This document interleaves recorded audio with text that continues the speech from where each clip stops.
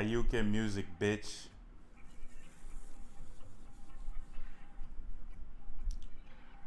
Just trying to get set up here. 1 second.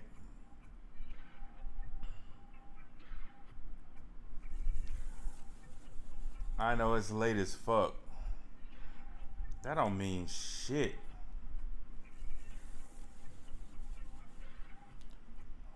That don't mean shit. Still gonna get this shit in.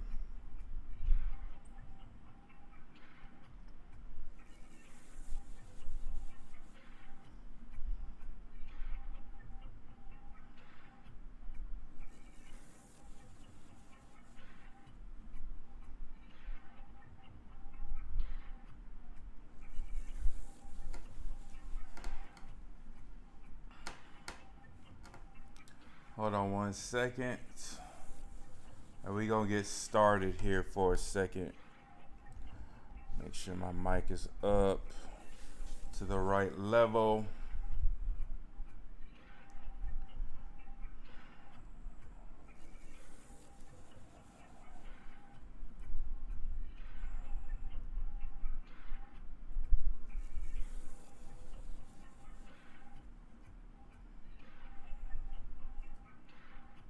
Yeah, we good. We good over here in these streets. So let's start this hack.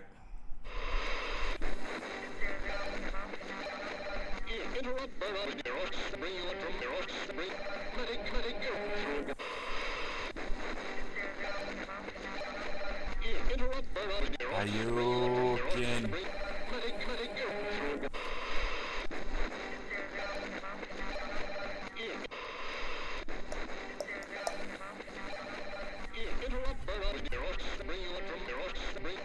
I would turn it up more, but I think BusyWorks is gonna try to steal my shit.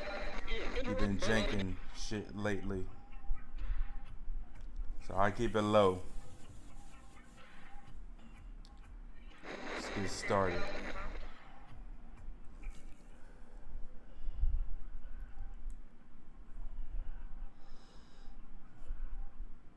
That beat's crazy.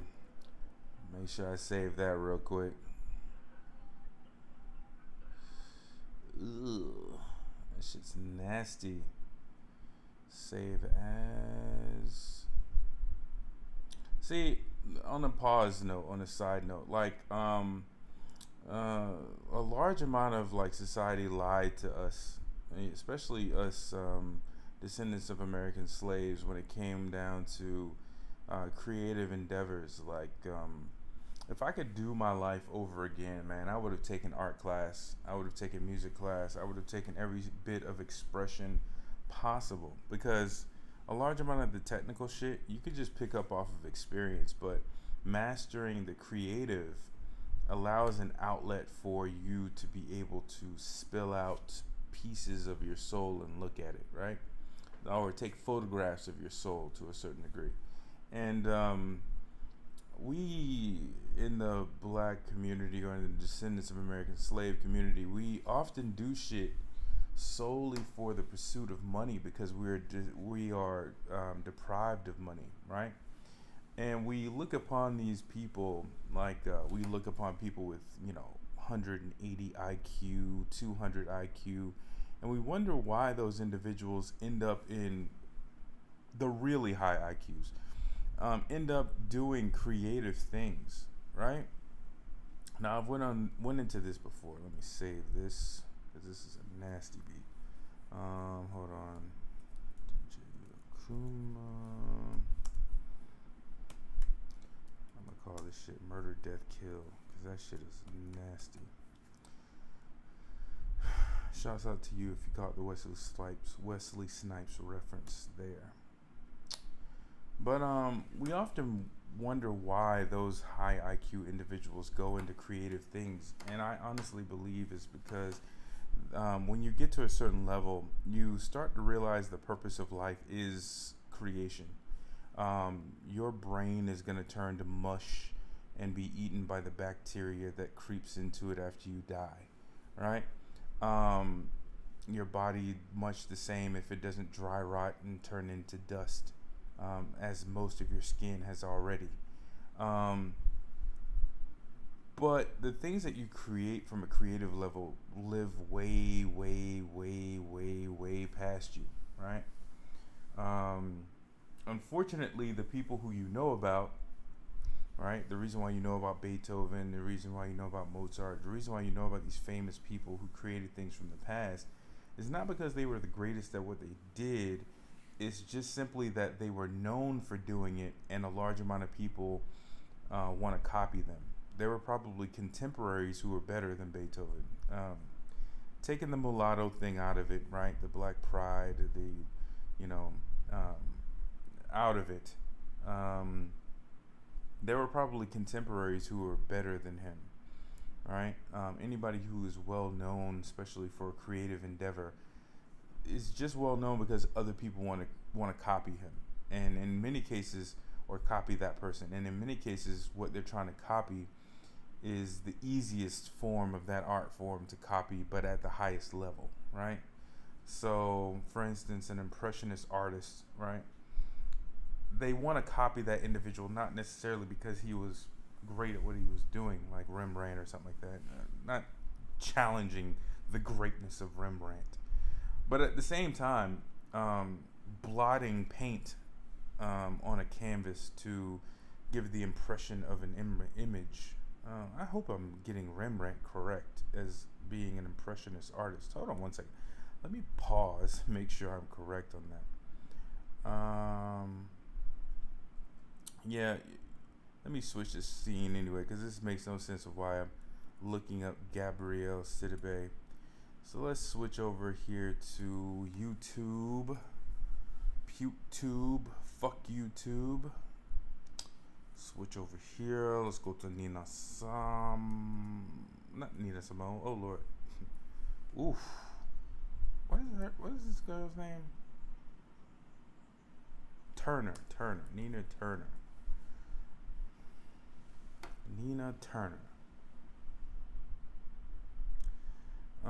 Might as well go straight here to reparations because we gonna get there eventually. But let me look up Rembrandt. Am I correct? Rembrandt is an impressionist artist, right? I don't want to rant and say something that's completely wrong. No. Ooh. No. What am I thinking of then? No, he's not an impressionist artist. What am I thinking of? Artist.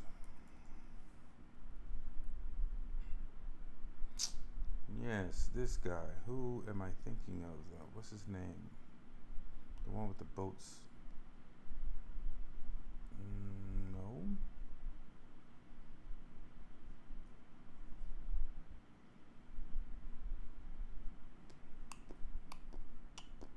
I told you, this channel is not about your entertainment.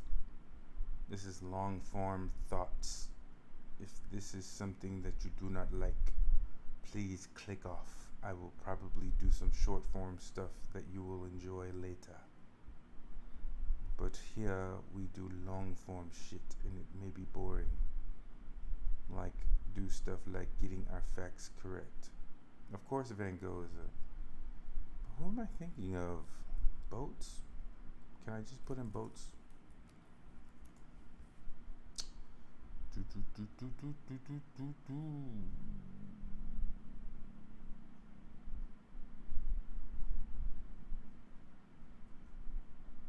No. What the fuck? Who's the artist I'm thinking of? Damn. Let's go with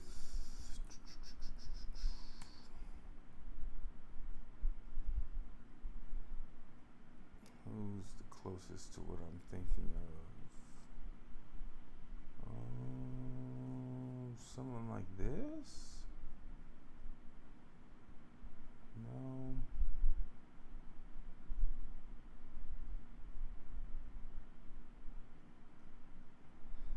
Okay, I guess we have to go here.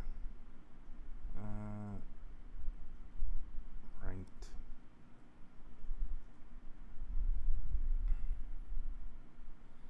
Alright, so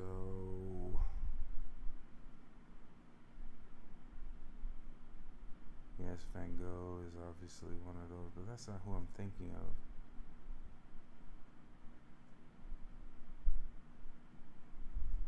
Who did this one? Because this is pretty close. No. No. This one? No. Damn, I can't think of the painting I'm thinking of. I have the image in my head, but I do not have the name of the artist in my head.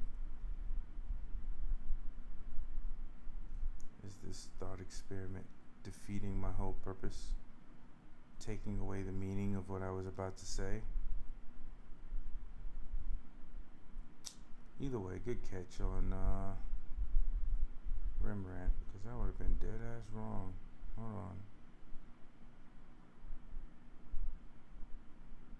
There's one. Now I'm even questioning. Okay. No.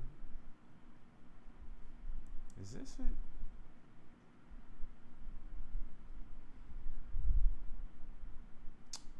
It's like an image of people laying by a shore, but not this one. No, this is weird sort of impressionist art. It's more rounded in what he's trying to do. Damn. Well, I'll guess I'll have to come back and do a critique on impressionist art as a separate video. But right now we're not talking about that, but it's kind of annoying that I cannot. This looks like Van Gogh. I'm not 100% sure. Try one more time to find this person.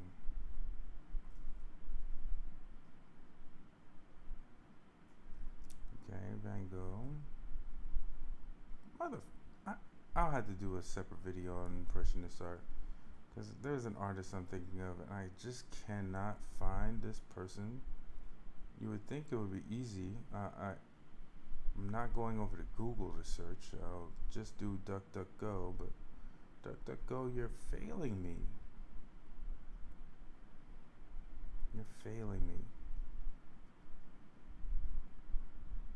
Let me see. Let me check and see if we're boring anybody. No, we're not. We're not boring anybody. Is anybody on? I don't think so, right?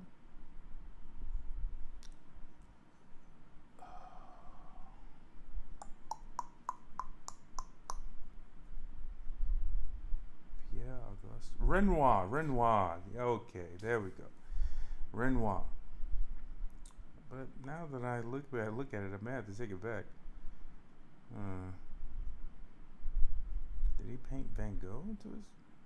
Okay, whatever. Anyways, Renoir is who I was thinking of. And let's see if I can find the painting that I was thinking of.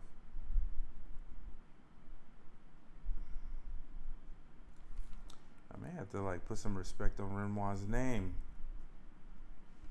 because I was trying to say that he's the easiest to copy. Maybe he was just the most elegant art form, or elegant style.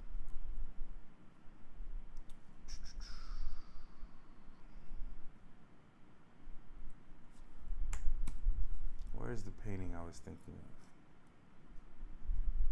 of? No.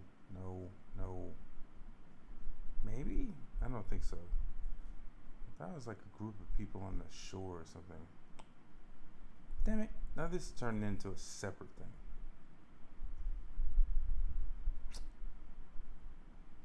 Yeah, I'm gonna have to. I'll do a separate page. But anyways, Renoir is who I was thinking about, not Rembrandt. Renoir. Both started with an R though. God damn it, give me some partial credit on the test. But anyways, I wish I would have focused more on creative things, whether it be writing, whether it be art, whether it be music. I can do all these things, by the way. I can draw. I can do all these creative things. Um, but later in life, I'm realizing that those things give me more joy than anything else, right? All this math and science that I tried to cram in my head because everybody said, hey, you're smart. And I thought, well, the badge of honor of intelligence is learning all of these differential equations and all this bullshit.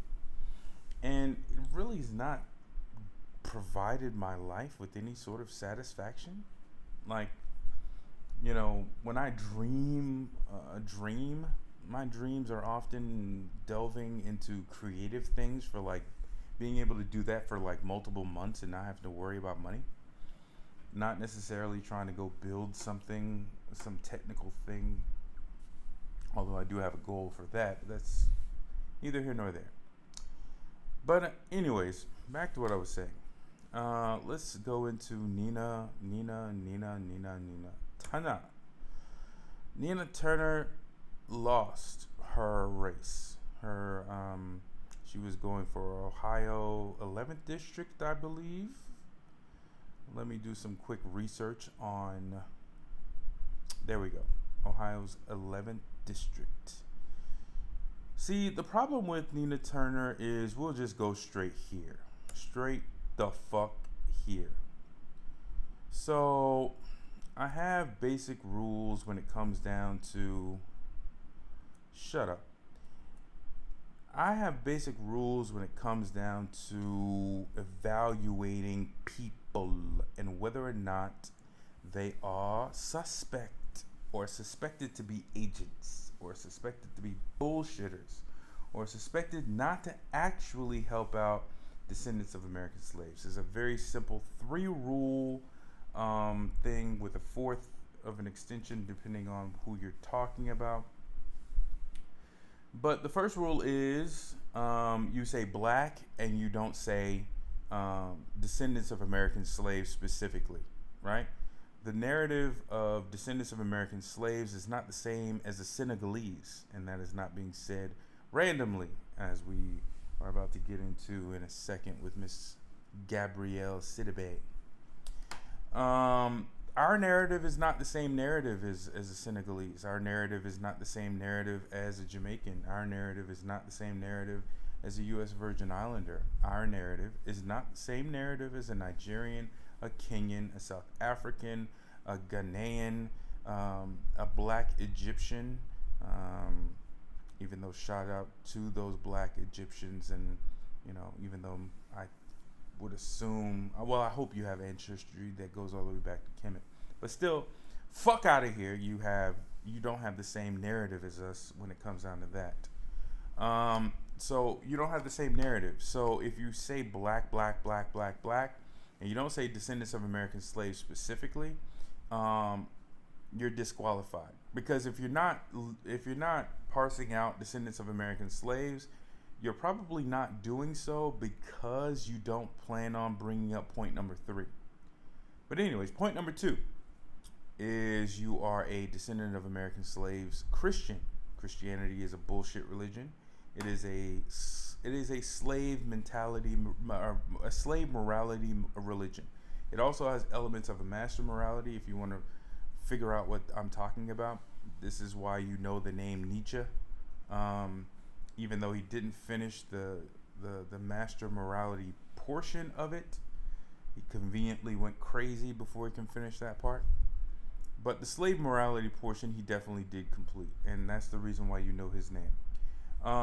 So the Bible, or the Christian Holy Bible, is more of a synthesis between those two moralities.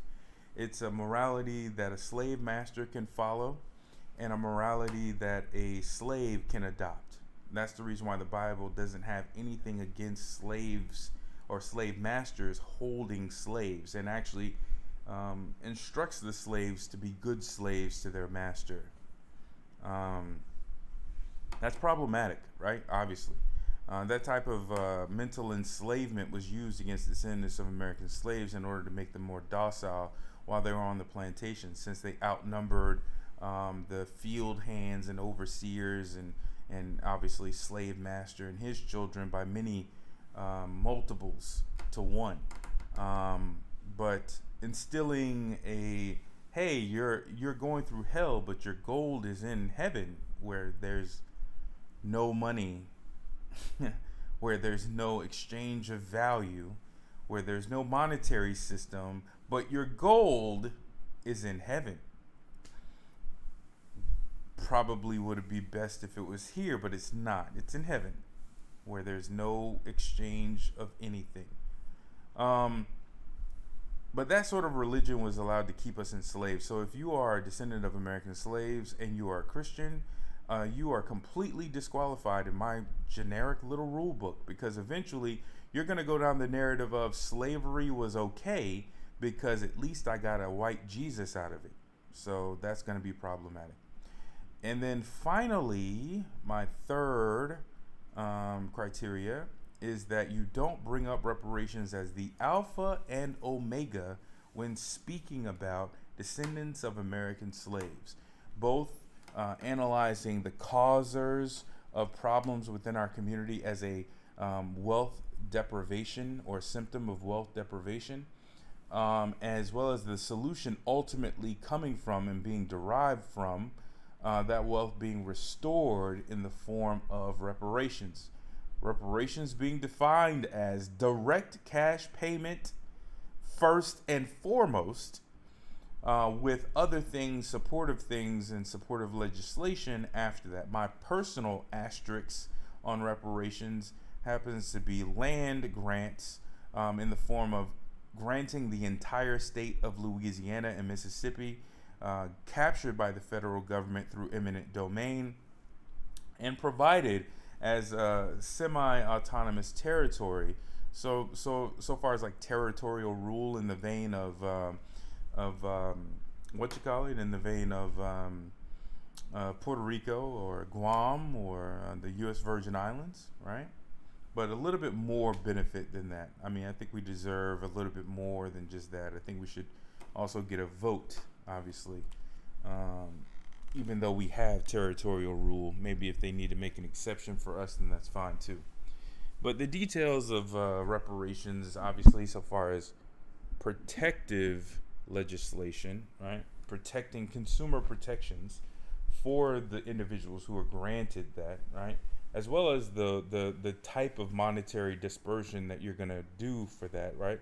So, I mean, I would love for us to get past this, and maybe I need to have a separate video about this, but I would love for us to get past the whole idea of should we have reparations, right? I think that's sort of a shitty way of doing it, right? I think we should go past it, and I think we should be having debates about whether or not the payments should be in Federal Reserve notes or greenbacks issued by the Treasury. All right, that's the type of elevated conversation that I would hope that we get to. So long as we're keeping on running on the treadmill of, yeah, we should have it, and the amount is blah, blah, blah, blah, blah, I would rather us get to beyond that. Yeah, we're going to get it, and here's how we need it, right? That sort of a planning sort of drags the past into the future, right? Because they got to play catch up. Like, these niggas are already planning on how they're going to get the money, right? They must know something we don't know. Let's try to get ahead of this. Okay, it looks like we are going to have to pay this, but let's try to figure out whether or not we could pay it in a way that's advantageous to us, right? And advantageous to a system of white supremacy and institutional racism, right? So, for instance, if we were to ask for greenbacks as opposed to treasury notes, so that would be great. But I would love for us to elevate our conversations. But at the end of the day, the number 3 criteria is, are you full-throated, pardon the pun, for reparations, right? Are you, with no exceptions, no asterisks, no insults to the people who you supposed to be advocating for, like Judge Joe Brown talking about some of you niggas get essentially, this isn't a direct quote, but essentially saying if you niggas get reparations, I'm assuming that Popeye's stock is going to go through the roof because you niggas are going to be buying chicken sandwiches and shit like that with the money. Fuck you, Joe Brown, for that stupid ass statement. By the way, but anyways, those are my three simple character traits or character evaluation traits that I have for people, and it's been very, very, very, very, very accurate as to sniffing out coonery with individuals.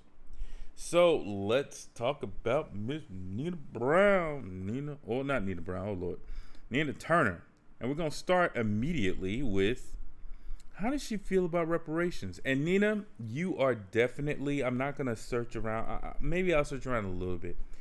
But you are responsible for how you are presented, right? So if this is the first video or one of the first videos that pops up so far as you and your support for reparations, even though it only has 335 views, at least on this video, I'm gonna judge you by it, ma'am. And yeah, we're gonna go here. Let's go ahead and go.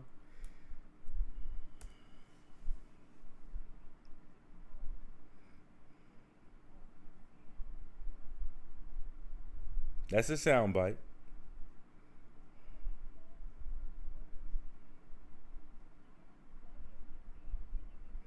The hell happened here?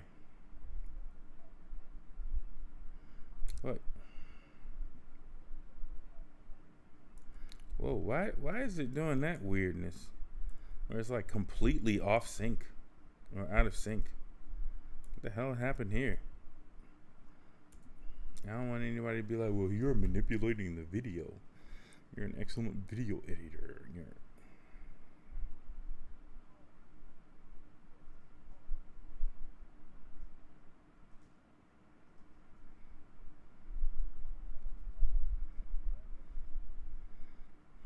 That was weird. Now it's working.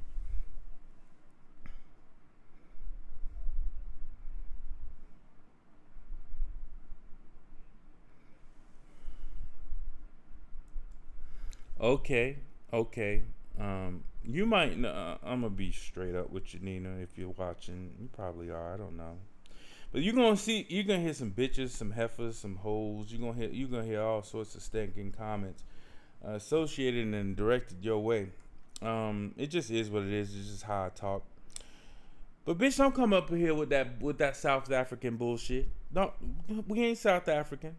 We ain't South African. Ain't no truth and reconciliation. Ain't gonna be no white people talking to no goddamn Berenbaum tree talking about some, well, yeah, I did this and yeah, I did that. First of all, it's a little bit too late for that. The motherfuckers who did most of the stuff we talking about so far as slavery directly are dead and in the ground, right? What we're talking about right now is the slick people. So you're gonna get Hillary Clinton to admit to her racism? You're going to have her do a truth and reconciliation. You're going to have Nancy Pelosi standing outside detailing all of the legislation that she backed, that she knew was going to take a whole bunch of black men and put their ass in jail.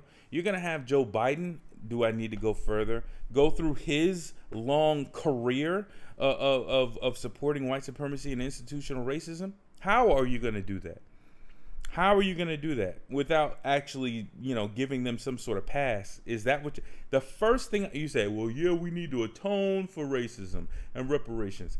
I told you, you are responsible for how you're presented, especially if you're a politician and on this goddamn site. And this is the video that pops up quickly or to the top when somebody puts in Nina Turner and reparations. You should have did a better fucking job of that. But anyways, and this has been out here since September of 2020, and only 335 fucking people have been. There's so many things wrong here. But you're gonna come out your mouth and be like, oh, let's back up. We can hear it directly. It's a video. Boom. You're gonna come out here with this bullshit?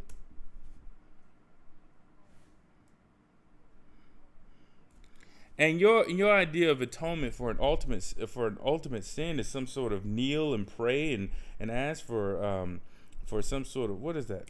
Oh Lord, I've been so distant from Christianity. What is that? Redemption for sins, forgiveness for sins, repentance.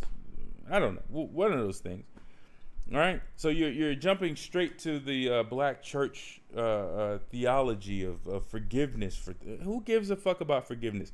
Let's get the money, the wealth that's being raped from our community over multiple generations. Let's get that money. Let's get that. But the first thing that came out of your mouth, and again, you're responsible for how you're presented, is truth and reconciliation. I said, is that what you said? No, we ain't gonna talk about no goddamn welfare programs.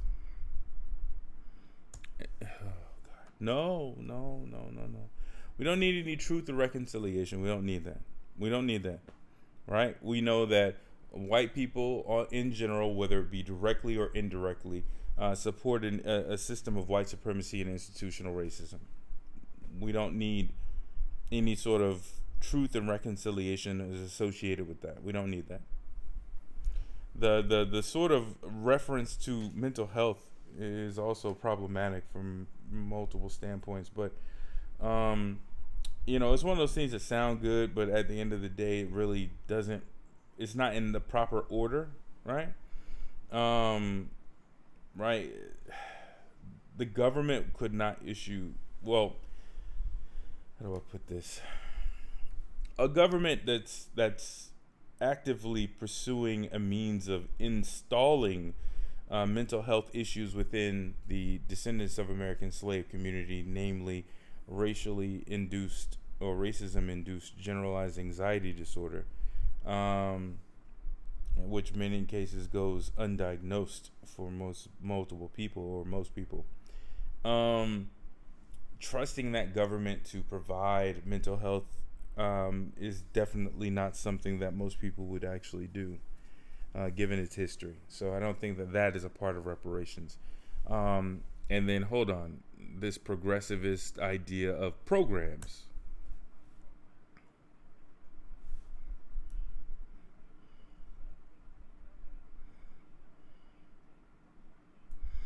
That's fine. That's fine. See, that process of what you just explained goes on every day in every single civil courthouse in America, where a perpetrator of a vast crime, up to and including unintentional murder, has to pay a check to that person and wash their hands of the situation. That's actually a good thing, right? The whole idea of an ongoing debt is the liberal idea or the progressivist idea of milking the cow, right? Keeping black people enslaved to the program that's going on, as opposed to them creating programs of their own post having a check, right? You can sort of delve into the mind of a weird liberal progressivist and how they see black people. They see black people as slaves, right? And they just need to make sure that they keep them on the teat, right? If you want to think of a progressivist and how they think of black people, think of like a mother that breastfeeds their child until they're like 7 years old, right? They're walking, they're talking, they're doing homework, and they're still sucking on a titty, right? This is what they want us to be. Now, that's the thing. Like a large amount of people, when you say, "Hey, I want reparations," they think that you, or they assume, that that means that the person doesn't want to actually work. They're looking for a handout. Blah blah blah blah blah. No. I'm looking for my indemnification. Right? That's what I'm looking for. I'm looking for my indemnification and the indemnification of all of my ancestors. That's what I'm looking for. And after I have my indemnification, I can move on with my life independently. Right? So black conservatives like Kwame, like Judge Joe Brown, like all these other little people, right? They love to try to tout this do-for-selferism as if they're skipping over, right? That's like you going and suing somebody for some money, right? Because they've wronged you in some way, shape, fashion, or form. And them saying, well, you're just being lazy, and that's the reason why you're suing me. You're suing me because you don't want to go out there and work. If you really want to go out there and get something, just go out there and get something. I know I wronged you, maybe, possibly, but you don't have to wait around for money from me in order for you to go ahead and get on with your life, right? That's the type of bullshit dog and pony show that these black overseers, is what I like to call them, like to try to do. These managers of the field niggas, like Judge Joe Brown and Kwame, they want to preach that do-for-selferism from a standpoint of of guilt, right? They want to guilt you as a man because you're out there asking for your indemnification, and make you believe that hard work is enough for you to get along and get by. Let me pause for a second for the liberals who are popping up in here, possibly saying some shit. Let's go with wealth gap.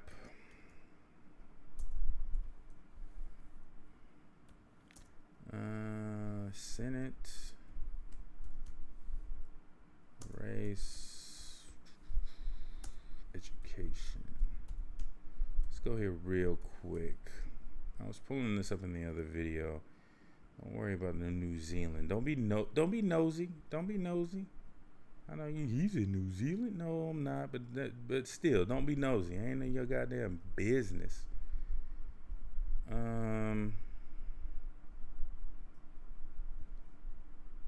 Let me see here. Again, this is long form. If you got a short attention span, you can click off and click back later, or skip ahead and do whatever you want to do. But I know it's JEC. Wealth disparity by race. JEC. Senate. Black wealth.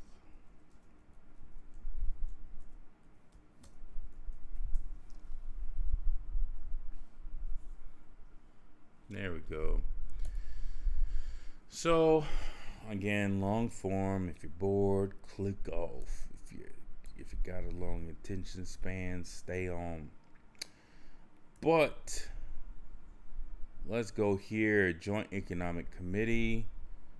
This is the type of shit that Kwame Brown doesn't want to do, as he's playing around with buying FILAs in 2021 to hand out to school kids who are gonna still be broke and under the poverty line after he gives them that disposable asset.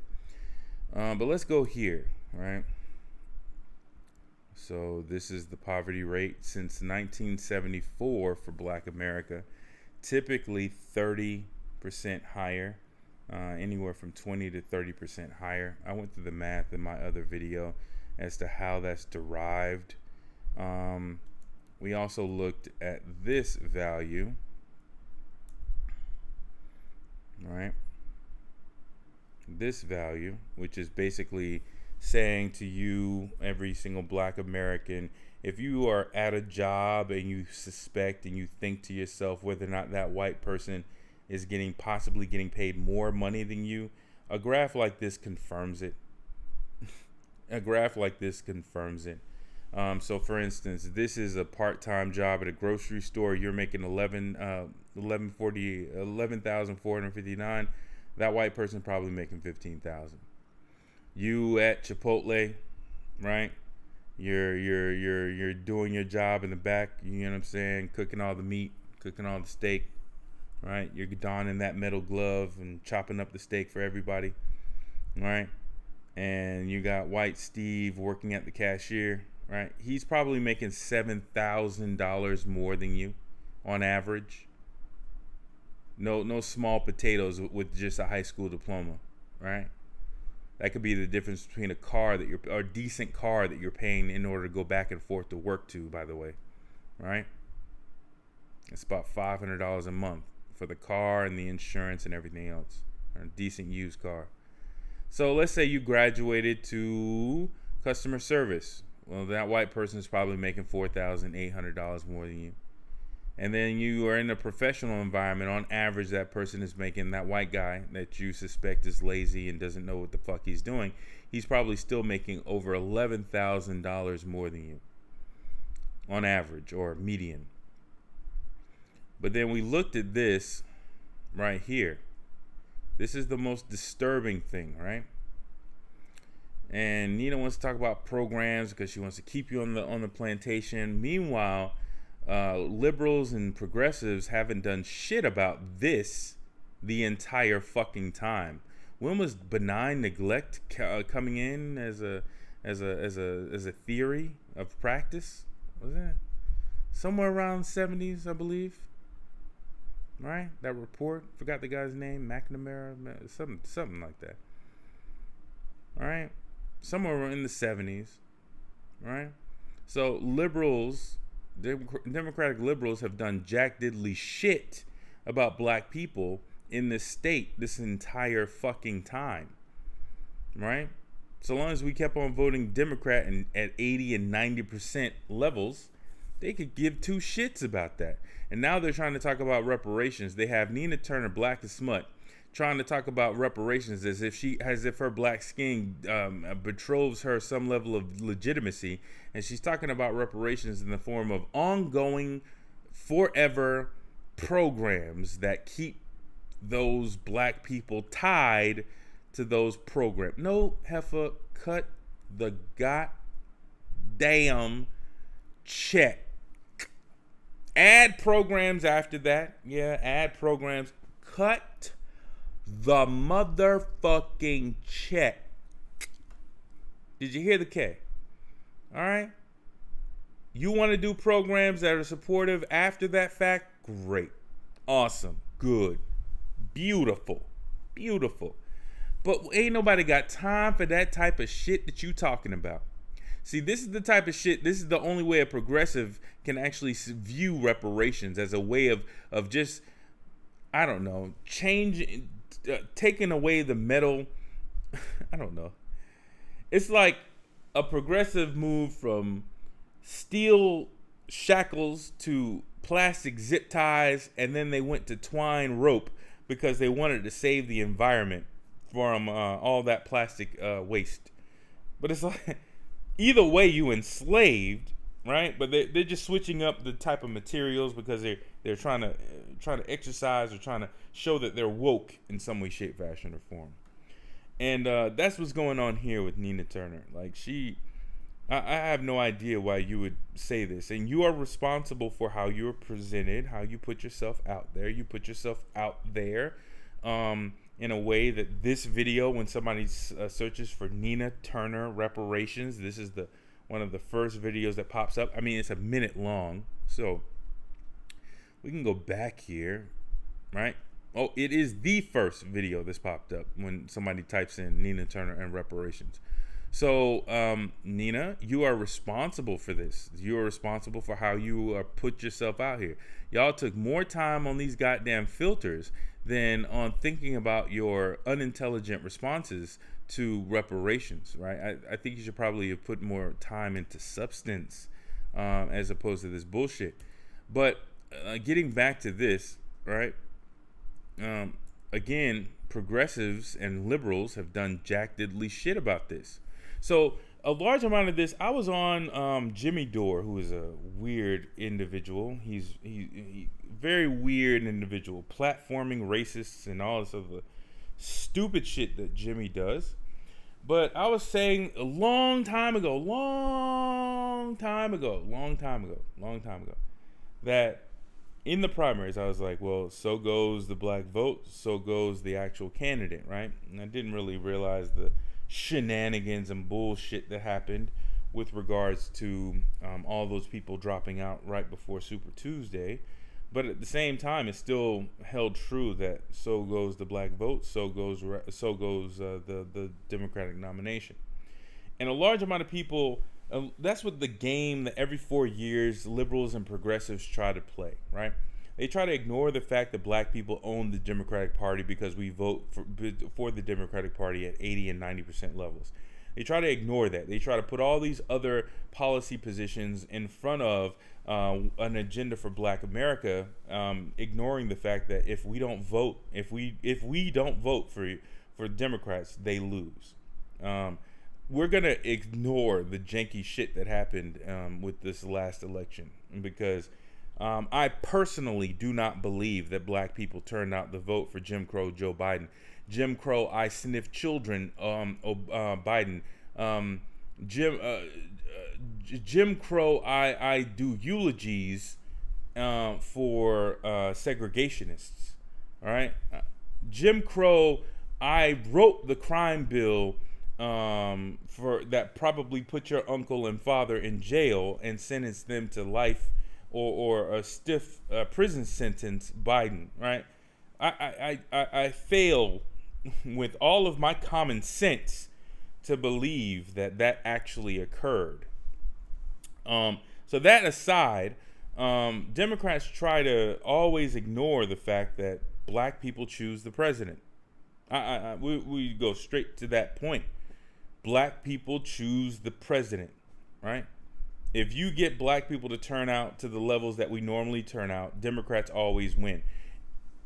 But this has been our thank you for that, right? This graph right here. This graph right here. This has been our thank you for that. Poverty for our children. This is child poverty. I would dare for this map to actually be black male or black male poverty rates. That would be ridiculously in the gutter, especially if you included incarcerated black men, right? But liberals and progressives have done jack diddly shit about this.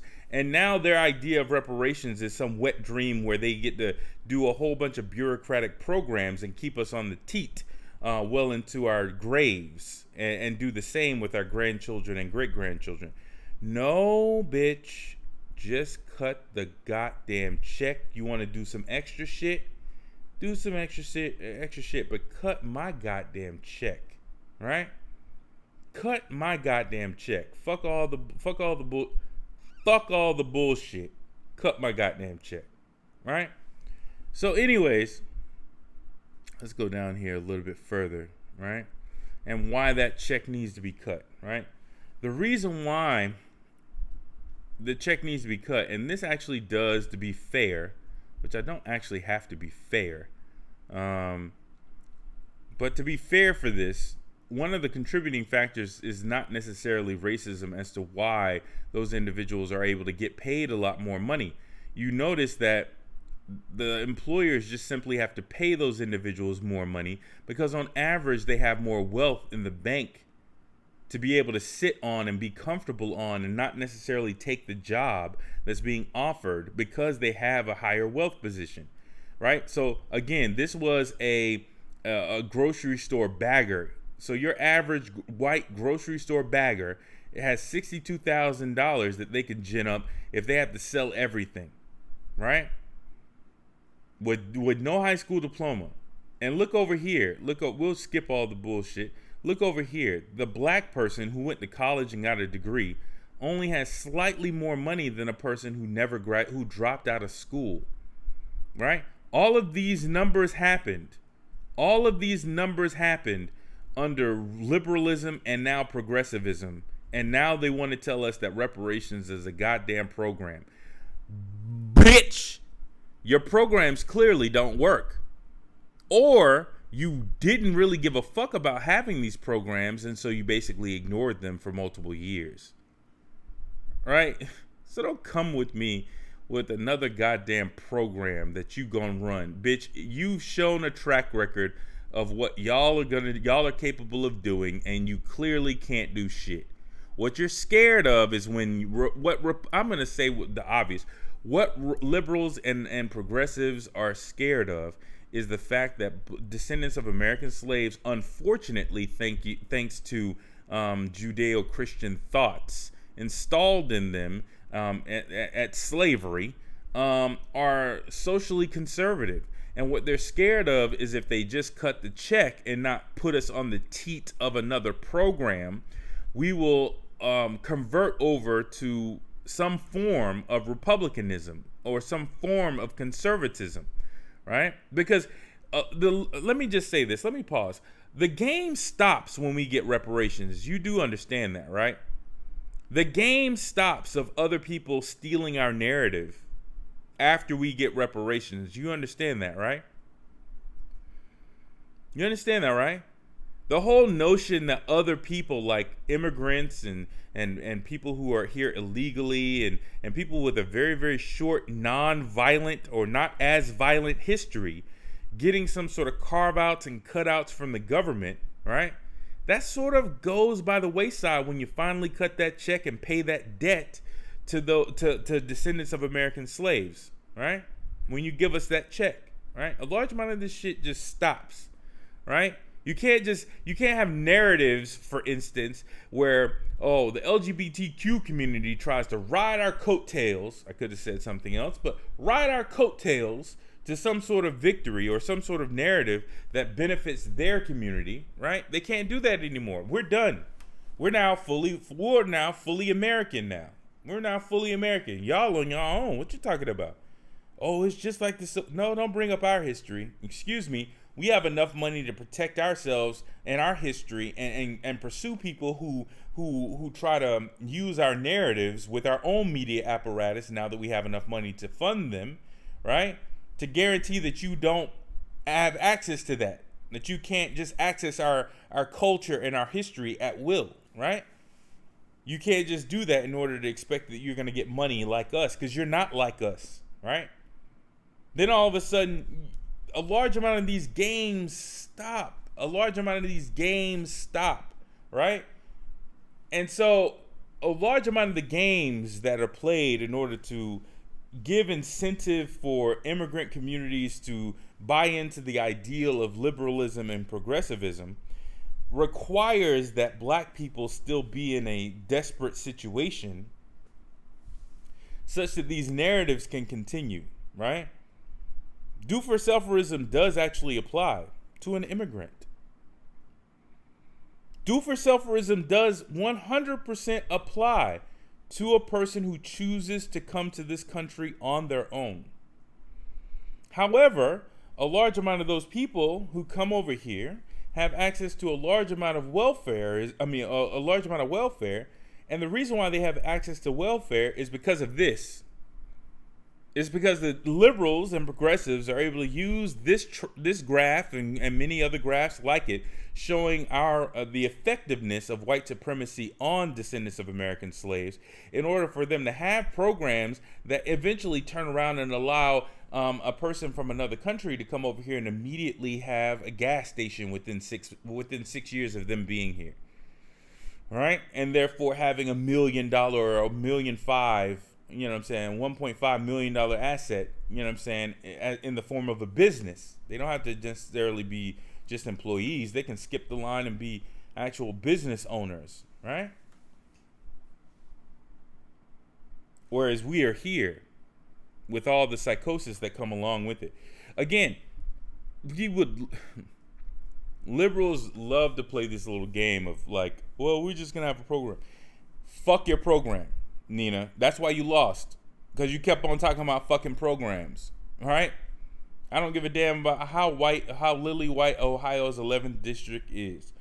You had a responsibility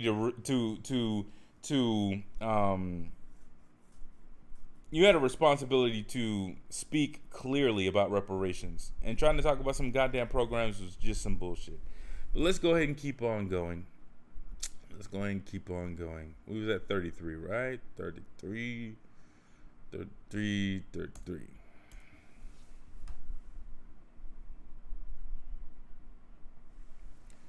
Gabby, shut your...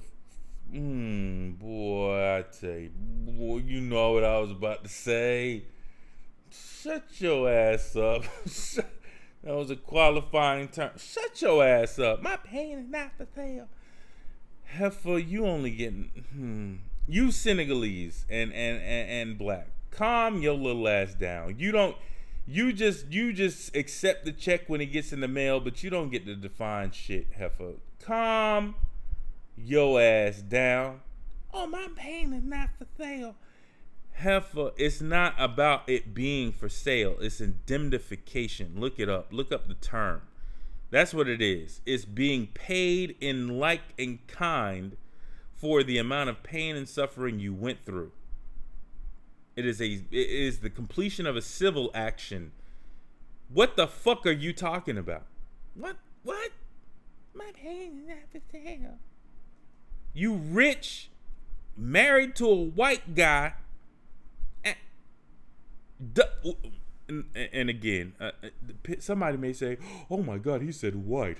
He's against interracial relationships. First of all, she's a celebrity, meaning that she's in the 1% of the 1% of black people. Second of all, the sheer fact that her fiance or husband is white, puts him in $100 trillion pool of wealth, and makes sure that his average wealth is in this column in comparison to a black person. So if he's rich for a white person, he's probably 7 times, we already went through the math, he's probably 7 times more wealthy than a similarly situated black person.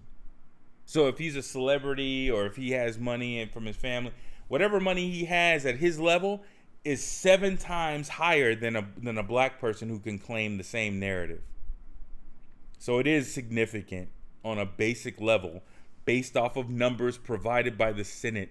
That I know, you white supremacists are very mad right now because you thought I said something racist, and oh my God, he's going right back to the document that, yeah, exactly.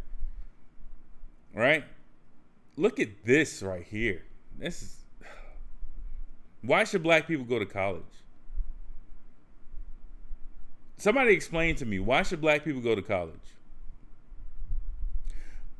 I already went through this before. I guess I'll go through it again. Let's apply our brains for a second on this, because this document is a whole video in and of itself, right? So a white person with less than a high school diploma has on average $62,000 in wealth in America, right? If you combine that with applying it to this graph, that means having that much money only gives you a 90% chance of not being below the poverty line, or having children raised below the poverty line. It only gives you a 10% chance. That's a better way of looking at that number, right? That also means or 90% chance. So you still have a 10% chance of it actually occurring.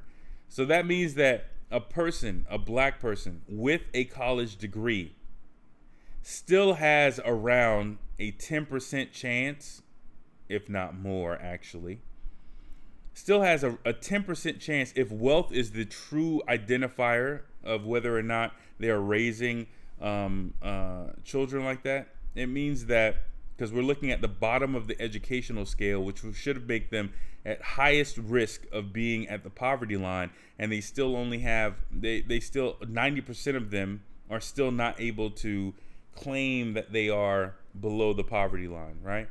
Or that they're raising children below the poverty line, right? So that means that if you are a black person with a college degree, you still only have at best a 10 or a 90 or 89% chance of raising a child above the poverty line, which means that you went to school, you busted your ass, you got a college degree, and there's still a chance of you being below the poverty line at that level. You definitely are here. You are definitely impoverished and raising poverty-stricken kids if you are in these categories right here. But liberals have known about this. Progressives have known about this. Bernie knew about this when he was like, well, I ain't giving out no goddamn reparation. And that's why you didn't get elected, motherfucker. You ain't giving out no motherfucking reparations, and that's the reason why your stinking ass is still a fucking senator from New Hampshire, wherever the fuck you at. Or Vermont. Yeah, wherever the fuck you from. That's why you still a senator from there and not the president of the United States. Because you couldn't fix your mouth to say reparations is a check. Then you got a little mini-me in the form of Nina Turner out here trying to talk about, well, yeah, I feel the same way. Okay, well, then your ass is sitting at home too, ain't you? All that progressive bullshit didn't get those white people to vote for you, did it? Oh, okay. A little bit too real? Okay, let's calm down, I guess.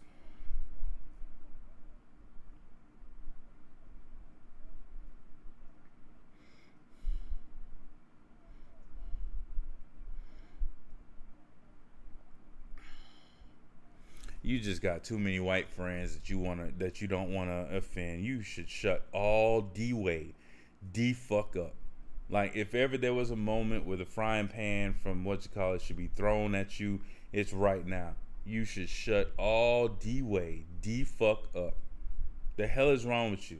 Oh, well, I think it should be an acknowledgement.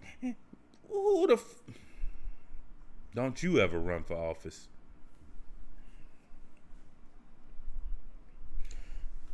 Heifer, listen, Gabby, Sidibe, whatever the fuck your name is. Listen, there, and don't, Yvette and Tone, don't, don't, don't, don't. But we already know how to do this. It's already on the internet. All of this shit. It's already on the internet. Unfortunately, I have to add this ADOS advocacy shit to it, whatever. But when it comes down to reparations, there's a very good framework already in place. Yo stinking boule, I got $1 million or whatever class of income I'm in.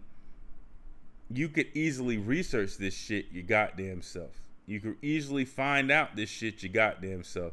But you just really want to talk about this shit because you dark skinned and something your publicist told you it was a good idea and it was a good look for you to talk about reparations because you dark skinned and blah blah.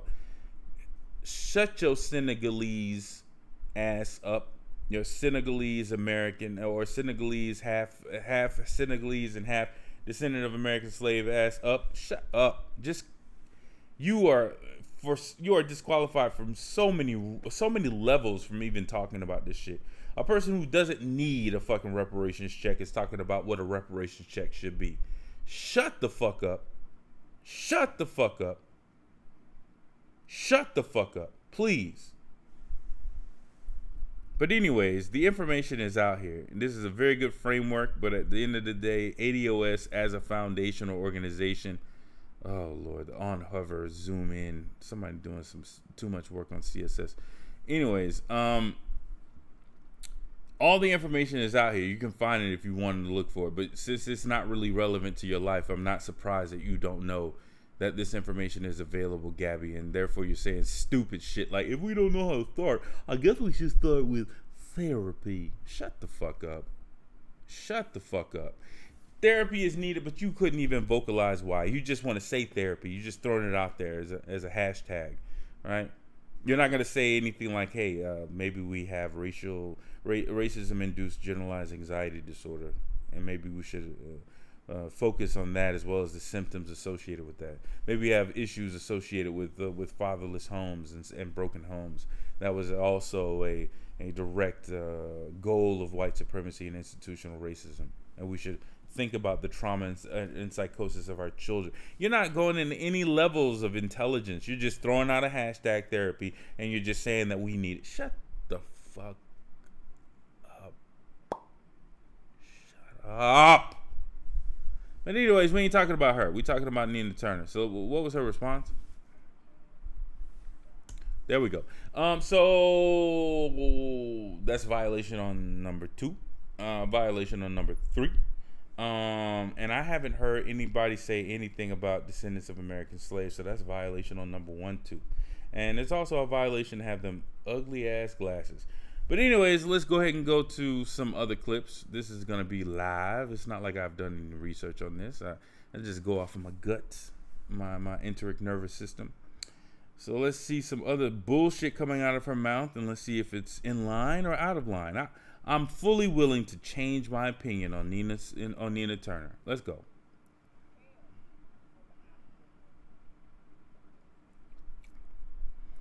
Oh Lord, when they start using slang,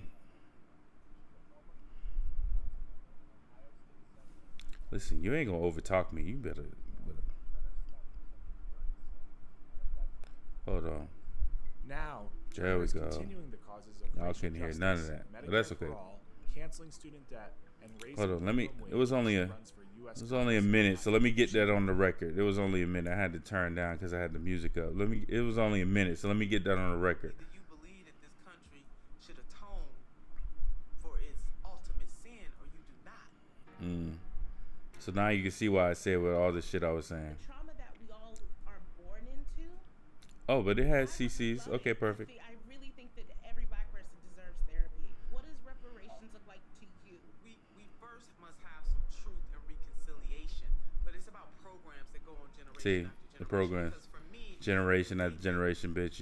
Again. Y'all had generations after generations. It's about 2 generations in this what you call right here. It's about 2 generations of people, maybe at least 2, possibly 3, depending on the spillover. All right, y'all ain't did shit about unemployment rates, but the real is child poverty. Look at this. It's just a shameful graph. Y'all haven't done shit about any of this. But you want another, you think reparations is programs at the programs in order to keep us on the plantation. Fuck you. They can say, Gabby, Nina, okay, we gave you the check. Watch. That's what I want them to do. Give me enough money to be able to wash your goddamn hands of me. Give me enough money to where you never have to worry about me ever again. You never have to think about me ever again. And you know that I don't need any of your goddamn programs ever again. That's how much money I need.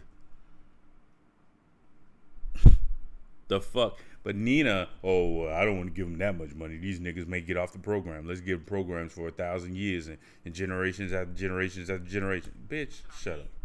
There needs to be a combination of things, No. Pain is not for sale. A check's not going to do it. Now you see why I said what I said. Reparations The stupidity. looks like an The stupidity. acknowledgement. There's never quite been an acknowledgement of the wrongdoing that slavery was. And if we don't know how to start, I say let's just start with free therapy. Yeah. Now you see. Now you see the stupidness. Now you see the stupidness. Now since the volume is up, you can see the stupidness. We must go ham. Shut up. Half of the American people.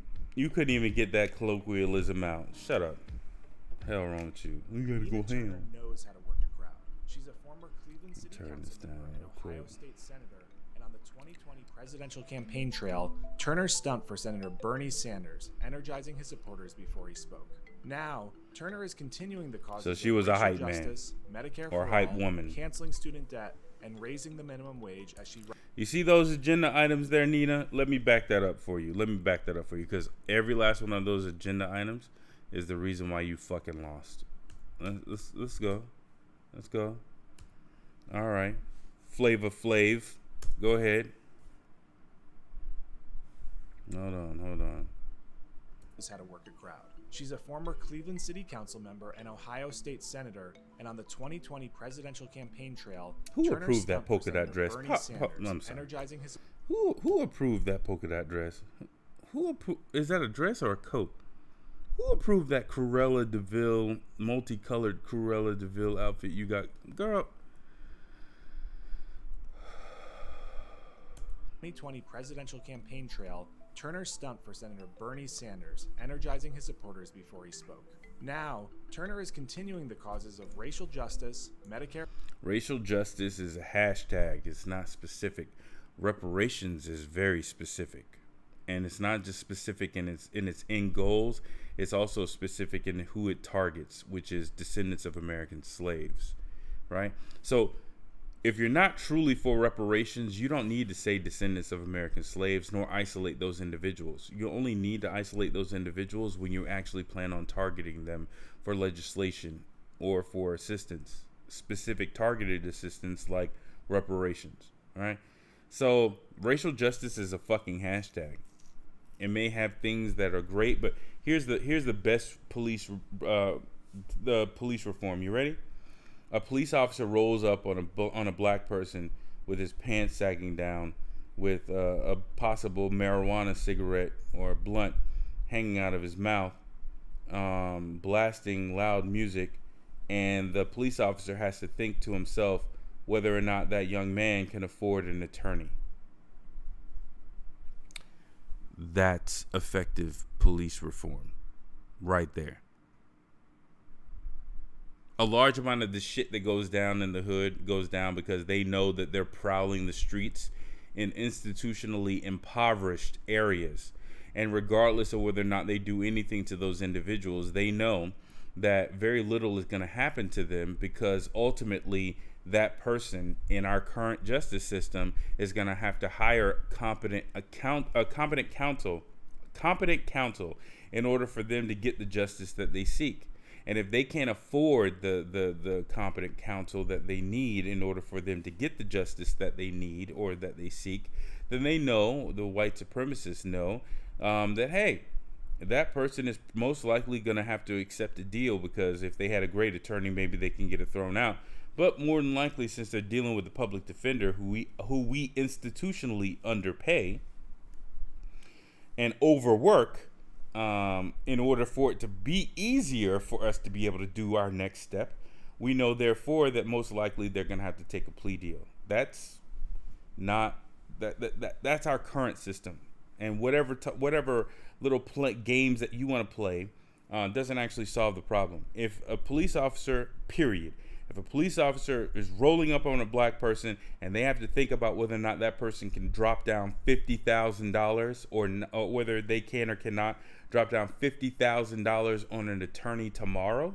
If they get arrested today, they can put $50,000 on an attorney tomorrow. A police officer is going to cross their T's and dot their I's. That's real police reform. Again, alpha and omega. It's almost like I'm applying my own rules. Before he spoke. Now, Turner is continuing the causes of racial justice, Medicare for all. Medicare for all. Great. That's an awesome little progressivist hashtag. That's cool and all. You can go ahead and promote Medicare for all. I don't give a fuck about Medicare for all. I give a fuck about descendants of American slaves who are, again, institutionally targeted for medical experiments as well. You know, the notion that black people have a higher pain tolerance, or the example of Henrietta Lacks and her genes being experimented on for the last going on 60 years at this point, uncompensated. 60 to 70 years uncompensated, right? I think she's probably grown. Her cells have probably grown her former self in weight many times over, right? So if you take the amount of Henrietta Lacks cells that have been grown in a laboratory and then weigh them, those cells have created the same weight of her former body many times over, right? Her body is still being experimented on right now, right? And that was completely sanctioned by the government. The government hasn't stepped in to stop any of that. Nobody has done a goddamn thing about it. But you think Medicare for all is okay? That's a welfare program, right? That's at the whim of the government and at the funding of the government. We don't want that. Again, we don't want that. What we want is reparations, so that we could pay for the Gold Star insurance plan, or even better, we can start funding, instead of janky ass museums, we could start funding actual hospitals and shit like that of our own in our own community, right? We can take aside we could do a drive and take like $20,000 per person and be able to collect that money together and build a hospital in our community. That's what we want. Fuck Medicare for all. That's a nice safety net. But again, we should be way the hell up here, not necessarily at the bottom groveling with everybody else. We were specifically targeted for medical maltreatment or malpractice. So why shouldn't we be given enough money for us to be able to guarantee that we don't have to deal with that level of Medicare or medical assistance ever again, unless we are genuinely impoverished? Again, it's like I'm applying these rules on every single one. Canceling student debt. Canceling student debt. Again, who is that going to help? Let's go back here. Who is that going to help? If this is the average wealth disparity, right?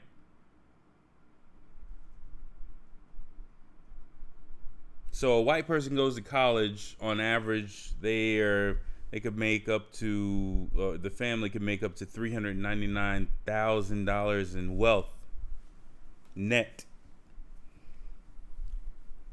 But you're going to cancel their student debt? Mind you, these are the people whose debts are going to get canceled. These people are not. So these people specifically, they went to college, but they never got a college degree. They're okay. So you're gonna cancel. Okay, you're gonna cancel it. Okay.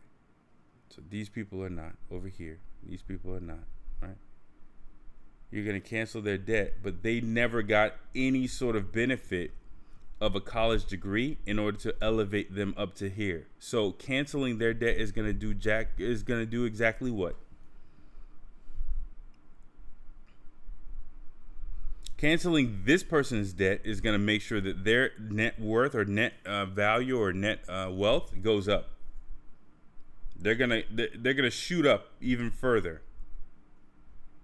Nothing's gonna happen to them. Nothing is gonna happen to them. These people who represent the bulk of our people within our community are not gonna get anything. It's not like they're gonna be given money to. No. Canceling student debt doesn't help out anybody unless they actually went to college and actually accumulated that debt. So who are you helping out? White people or black people? Mind you, where's the crisis lie? There's a crisis lie in people with an average of $400,000 when both parents go to college, or are you targeting people who went to college and did everything that they were supposed to do and still only have wealth that's equivalent to somebody who dropped out of high school? What are you targeting? You're just canceling debt because you know that you could use some black people who are dying under that debt because of their institutional lack of wealth, and you can get them to co-sign it, so you'll have some sort of black face in the space. But ultimately, you're going to be helping out these people. You're going to be helping out the white people who went to college. You're not going to be helping out the black people, and you're going to be increasing their wealth even higher. How is that going to help? How does that gel with your racial justice claims in the first thing that you said? Right? This is the reason why you lost, because people can see through this bullshit. And raising the minimum wage as she runs for U.S. All right. So raising the minimum wage, all that does is guarantee that the small individual white racist company or racist business owner says to himself, well, damn, if I got to pay $15 an hour, I might as well get a white person. I might as well make sure I get a white person. That's all you've done by raising the minimum wage. You've guaranteed that, hey, instead of that business owner going around thinking that he's going to spend $15 an hour on a black person, that now that person is going to go out of his way and make sure that he gets a white person to put in that role, so that's a far-fetched thing. Oh, I'm so far off base. I wonder where I would possibly get that idea.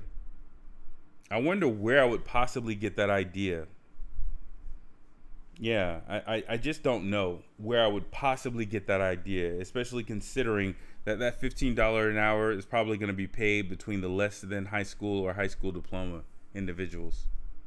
I don't know where I would possibly get that idea that there's a racial component to hiring, and that with the increase of money that you're going to seek out white people. I don't know where I could possibly have gotten that. Congress in Ohio. If she wins the special election for the seat, Turner will head to Washington as a champion of progressive causes. No, fuck all What were your that. biggest lessons from the Bernie campaign trail? Conscious-minded people can shift things in politics. And the progressives have done that. I mean, we see more progressives than ever being elected across the country and across levels of government. And even in cases where progressives were running and they did not necessarily win the seat, we changed how politicians, especially on the Democratic side, had to talk about issues. And she's just trying to say, oh, somehow Bernie lost, but it's still a win. No, he lost. Medicare for all would not still be being debated if it was. Fuck debated. It's not passed, is it? It's not passed, is it? It's not passed because the bigots within the Democratic Party don't want it to happen. That's the reason why. They're using Manchin as Lieberman, and he's blocking everything, and they're not going to get rid of the, And even if they do get rid of that, they're not going to put up Medicare for all on the floor. They're not going to do that.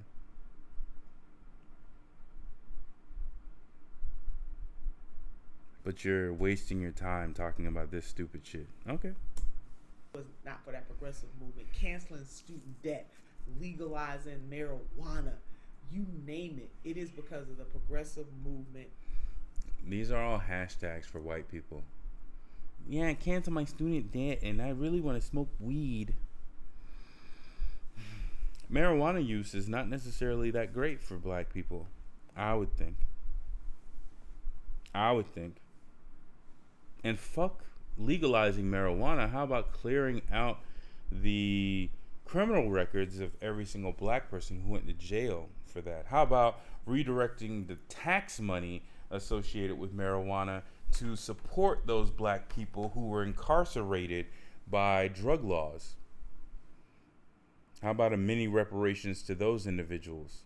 How about that money be redirected in general to black communities and made available? Like, for instance, Colorado collecting all of their tax money and directing it to Aurora, possibly, to the black citizens, to the descendants of American slave citizens of Aurora, Colorado. How about that?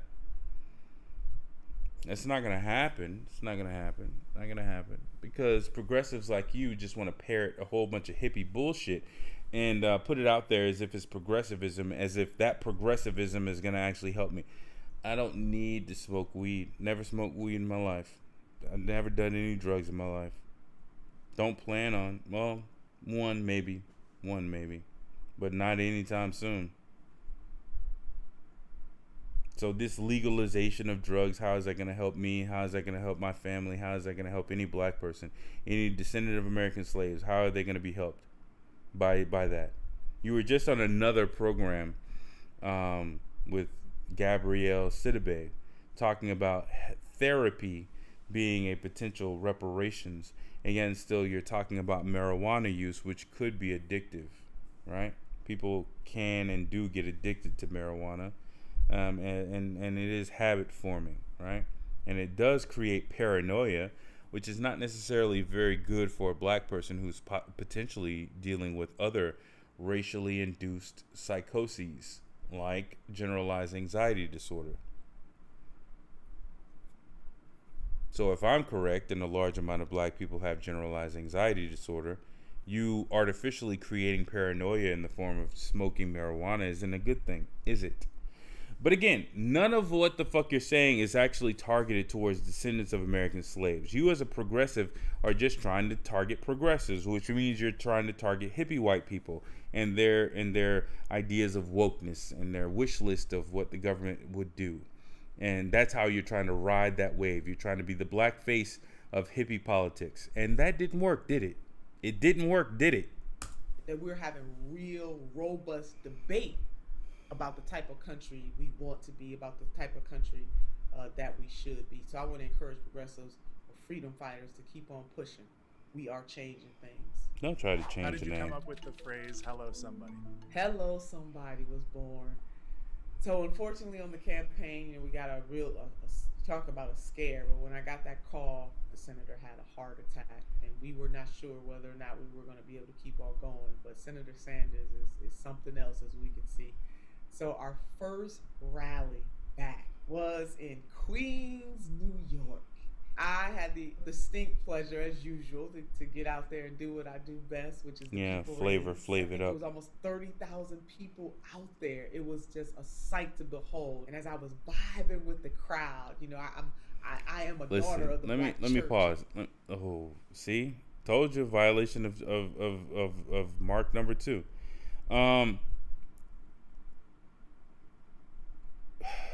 Let me back up because she took me out cold with that. I think it was almost 30,000 people out there. It was. Yeah, let's see. You do realize that we can see you, right? We can see you buck dancing, right? We can see you buck dancing. We can see you clear as day buck dancing, right? We can see that type of shit. I know that you're in the large amount of white audiences, and they don't really see that, or it really isn't a criteria of judgment for them. But we can see that. Descendants of American slaves, we can see what the hell you're doing. We can see what the hell you're doing. You up there tap dancing and shoe shining and teeth grinning and buck dancing in front of the crowds, and We could see all that. We could see all that. It impugns your integrity, man, when you do that type of stupid shit. Just a sight to behold. And as I was vibing with the crowd, you know, I am a daughter of the black church, and we have what is called the call and response. When the preacher says something, you got to talk back. You don't just sit there. This generic avocado toast reading of our culture, if you don't sit all the way fuck down with that shit, it's call and response. There's call and response. So when you say something, when the preacher says something, you gotta say something back. And this is the black church, and ooh, child, you might as well break out a bottle of Tabasco sauce and say, "Pardon me, pardon monsieur," as you spread some goddamn hot sauce over some chitlins. The camera zooms in to see the steam wafting off the chitlins, and you take a big bite and say, good. And take another spoonful of black-eyed peas with some crumbles of sweet cornbread, and take that right after. So it's a double hit to the head of chitlins, black-eyed peas, and cornbread. Shut your ass up. You're literally you. You know, we also have a history of minstrel shows. We also have a history of that in our community. And that is exactly what you're reminding me of right now as you go through this in front of a white person. You need to calm the fuck down, really. This is why you lost. We saw all of this, right? When people are turning on the TV and we're seeing you talk, you think you're saying all the right things. You think you're ticking all the right boxes. But black people, descendants of American slaves, see you and we can see through you. We're like, what the fuck is she talking about? She got, you know, talking about the black church. I'm a black church, blah, blah, blah, blah, blah. Call and response. What the kind of goofy shit is this? That's what we're thinking. That's what we're thinking. Oh, this little sellout hippie, she thinks that if she do all that little tap dancing, the white people gonna vote for her. But they ain't gonna vote for her. I guess they were right. What the hell? Back this shit up. I am a daughter of the black church, and we have what is called the call and response. When the preacher says something, you got to talk back. You don't just sit there. That concept is also within jazz. And I just felt, just seeing the sea of... I'm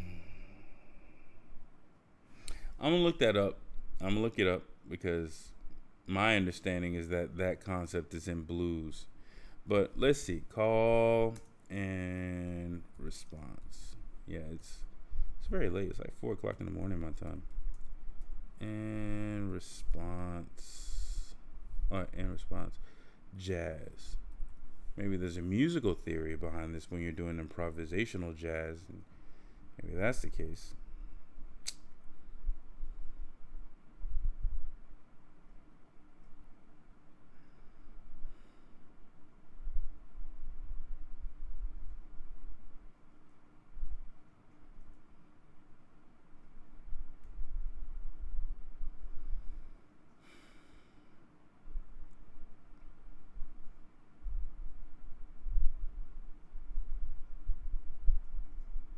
Yeah, exactly.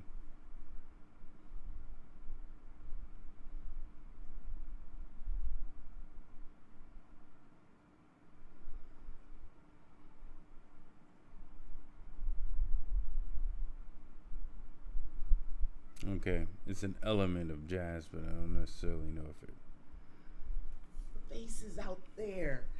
And I wanted them to know, like, I see you. We're together. So since I didn't know everybody's name, I said, hello, somebody. Hello, somebody.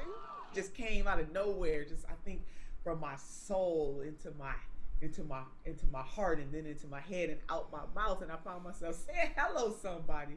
Because everybody's somebody. I'm looking out there, this sea of beautiful, diverse faces, saying hello somebody. Will Democrats ever be as united in left-wing stances as Republicans are in right-wing ones? The nation is there. I mean, when we look at the things that people really care about now, again, especially because of the pandemic, it is healthcare. It is increasing the minimum wage to $15 an hour. Wait, pause. How about reparations, considering the reason why Obama claims that his ass didn't do shit for black people, namely reparations, is that he couldn't convince white liberals to be on board with it? What about that specifically? You know, the shit that you were giggling and playing around talking about some truth and reconciliation with Gabrielle Sidibe. How about that? Are you bold enough to bring up the R word of reparations in front of Rolling Stone? Is it ever even going to come up in this conversation? We're going to see. It is canceling student debt. When I started this journey with Senator Sanders in the latter part of 2015, people thought they're crazy. Why are they talking about this stuff? This doesn't make sense. And you fast forward to 2021, nope. And those subjects, those issues are what animate people's lives every single day. So just as the Republicans are determined to wreak havoc, especially those on the federal level, Democratic Party, because we asked the American people to give us the presidency, check. Give us the Senate by way of Georgia, check. Help us keep the majority in the House of Representatives, check. So we got check, check, and check. Now, we must go ham on behalf of the American people. That's it. Medicare. Wait, give bitch. us the Senate Wait, bitch. by way of Georgia, check. Wait. American people to give us the level. The American people? Whoa. The American people? Oh, okay. See, I am going to go here because this is the claimed narrative of the 2021 election. Or, 2020 election. This is a long form program once again. 2020 election by race. Yeah. You didn't ask the American people, based on your narrative that you claim,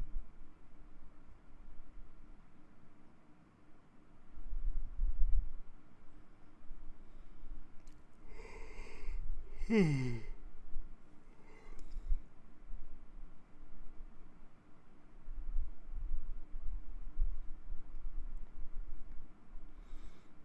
don't know, it's probably real clear politics, but I'm going to go to Vox first. Was it the American people, or was it claimed to be black people? Okay. So, 2020 race. I don't give a damn about this minus. So 44% of white people voted Republican? Am I reading this correctly? Two-way Democrat versus Republican support for Democratic candidate. Okay, so this is just the support for Democratic candidate. I'm assuming. No, why is it red then?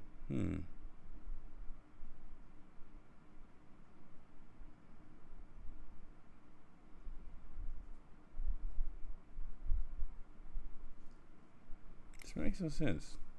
So this is red, but this is blue. This is blue, but this is red. Blue, but this is red. Blue, but this is red. Light blue. Okay. I'm assuming all of these are for Democratic candidates based off of this then. Alright? This is the support for the Democratic candidate. Okay, perfect. So 44% of white people voted for the Democratic candidate. Right? 90% of black people voted for the Democratic candidate. 63% of white Latinos. Latino is not a race. Latino is a pseudo-cultural identifier. It is not a race. There's white Mexicans. There are black Mexicans. There are white Latinos. There are black Latinos. Latino is not a race. Neither is Asian. Asian is not a race either. Asian is a supranationality. Asian denotes anybody on the continent of Asia. Russians are Asian. As proof by that, there's actually people within the territorial boundaries of Russia who look Oriental in their features. But again, Oriental in features is not necessarily Asian at all either. Indians are Asian because they're also on the Asian continent. Middle Easterns are a part of the map of Asia, so technically their full title is Middle East Asian, right? Asian is a supranationality. It is not a race. But still, 67%, 55% other. I don't know what other would be standing in for here. And then 37% white non-college. Who cares about that?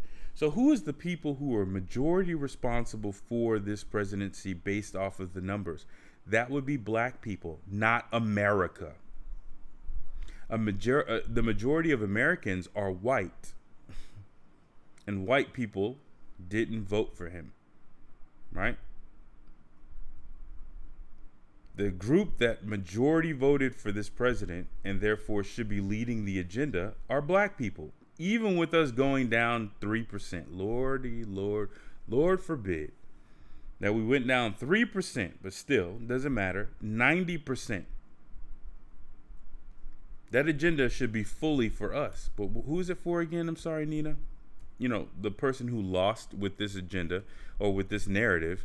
Who is that agenda for again? Subjects, those issues are what animate people's lives every. Back it up, bitch. The sea of beautiful, diverse faces saying hello, somebody. Will Democrats ever be as united in left-wing stances as Republicans are in right-wing ones? The nation is there. I mean, when we look at the things that people really care about now, again, especially because of the pandemic, it is healthcare. It is increasing the minimum wage to $15 an hour. It is canceling student debt. When I started this journey with Senator Sanders in the latter part of 2015, people thought they're crazy. Why are they talking about this stuff? This doesn't make sense. And you fast forward to 2021, and those subjects, those issues are what animate people's lives every single day. So just as the Republicans are determined to wreak havoc, especially those on the federal level, the Democratic Party, because we asked the American people to give us the presidency, check. Give us the Senate by way of Georgia, check. Help us. No. According to your narrative and according to your numbers, you didn't ask the American people for that. You asked black people for that. You didn't ask white people in Georgia whether or not they would vote for those two people who ended up being the two senators to get you the 50-50 split in the Senate. Because white Georgians, by and large, would have told you, I'm a Republican. You asked black people, or more specifically, the Democratic Party asked black people to do this shit. So where's the agenda for black people? $15 minimum wage, all that bullshit, that's not what we need or want. For descendants of American slaves, we need reparations. So how come that isn't on the list? And how come, if the Democratic/Progressive Party is so fucking woke, if Jimmy Dore is so fucking woke that he has a guy talking about something from the black agenda, he has a white guy who writes for the black agenda on his show often, right? Why don't you ask these progressives their stance on reparations? And why that, considering descendants of American slaves vote for Democratic candidates at 90% of the time? Why don't you have a simple situation where if your group votes at a higher rate or at the highest rate, we'll go in order of highest rate of participation.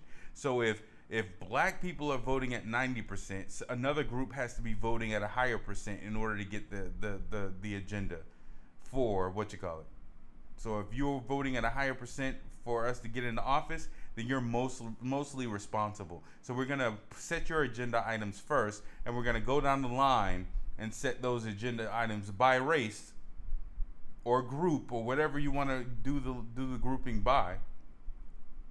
All right? But race seems to be the easiest one. And we're going to set your agenda items that way. And prioritize it that way. But progressives don't want to do that. They want to just stuff their bullshit progressivist ideas and say that, oh yeah, that's gonna help the black people who vote for us at 90% rates. No, it's not gonna help us out at all. It's gonna calcify us, to use a term from Tone and Yvette. It's gonna calcify us at the bottom. That's what it's gonna do. It's gonna say, well, there's no political capital anymore for us to do reparations because now y'all got $15 minimum wage. Now y'all got Medicare for all. Now y'all got blah blah blah blah blah. Now y'all got blah blah blah blah blah.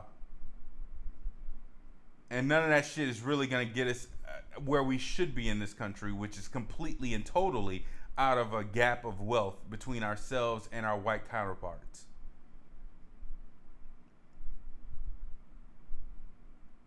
But let the person keep on talking.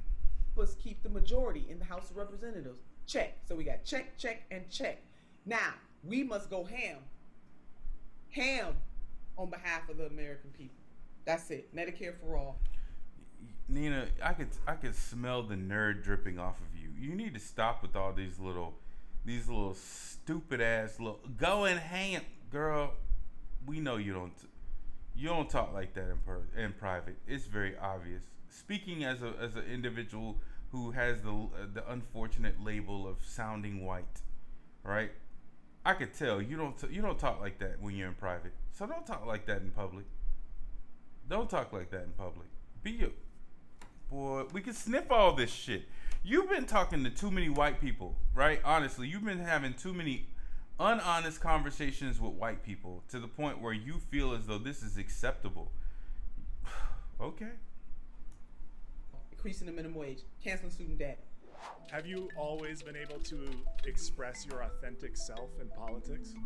No, that came over time because there are these barriers that are put up for politicians, and I would say women, and especially black women, to tone ourselves down. There we go. So you're doing dog whistles to feminism, right? You're doing dog whistles to feminism, even though, oh God, still I have to do black feminism. Oh Lord, wow. I guess I do. So women were included as a discriminatory element within the Civil Rights Act, or Title VII, I believe it was, as a means of making sure that legislation didn't target only descendants of American slaves. And the primary beneficiaries of women becoming a minority group in this country has been white families, because the money and the increased money that is given to the white female is just brought into the white home.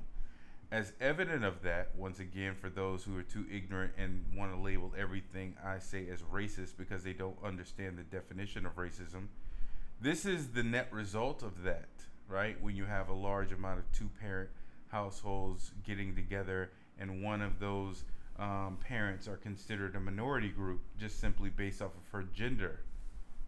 The result is they're able to increase their wealth even further. But she's dog whistling to feminism. No, Nina, they don't see you as a black woman. They just see you as a black person. And if they did see you as a black woman, I think they would treat a black man even worse. Not to be our true selves. And so yes, I have had to over time embrace that, and I think that embrace has certainly come with more age and more confidence in oneself. Just get to a point in your life where you're just not for the foolishness. It's a journey, it's a process to getting that kind of confidence to be, more times than not, authentically who you are in the public space. If you had the ability to replace Hail to the Chief with... I'm sorry. That was a huge amount of word salad. I dozed off, honestly. Mentally, I couldn't even follow this shit. But let's try it again, because after this, I think I'm going to be done. I think I can summarize this person with just this video. No, that came over time, because there are these barriers that are put up for politicians, and I would say women, and especially black women, to tone ourselves down, not to be our true selves. And so, yes, I have had to, over time, embrace that. And I think that embrace has certainly come with more age and more confidence in oneself. Just getting to a point in your life where you're just not for the foolishness. It's a journey. Wait a minute. So you embrace the fact that this sexism that you claim is there. You embraced it. You embraced the sexism and misogyny that you want to actually call out. But I guess you're trying to not be full-throated when it comes down to your feminist beliefs. But hold on. Back up. So you embraced it. Ham on behalf of the American people. Okay, you should have went ham on behalf of that statement. Laws have been changed, and that's a beautiful thing. Back up. LL Cool J. What? Who you are in the public space. Women, and especially black women, to tone ourselves down, not to be our true selves. And so, yes, I have had to, over time, embrace that. And I think embrace that misogyny has certainly come with more age and more confidence in oneself. Just get to a point in your life. So you've accepted the misogyny and paternalism and all the stuff, the accoutrement that goes along with claiming black feminism. Okay, so you embraced it. Where you're just not for the foolishness. But you're also not for the foolish. This was cut horribly. It's a process to getting that kind of confidence to be more time. So basically, you didn't answer the question. Keep it rolling. Authentically who you are in the public. You didn't answer the question. If you had the ability to replace Hail to the Chief with any song you wanted, what would it be? Instead of Hail in the Chief, let's put the chief on assignment. Let's get him assignment walking through the door. So I would replace Hail to the Chief with Mr. President by LL Cool J. Dear Mr. President, with all due respect, wish we could have a conversation. LL is really talking about the type of world.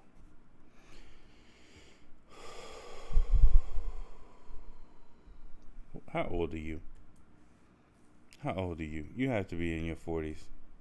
You gotta be in your 40s. How old are you? Yeah, there we go. 67. Even worse.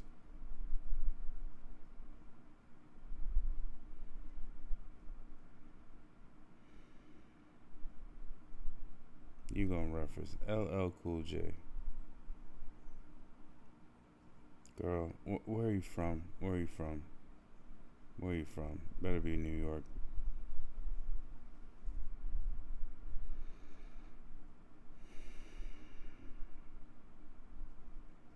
You from Cleveland. Talking about, oh Lord. Boy, who? I got this. I'll get these black voters. Watch.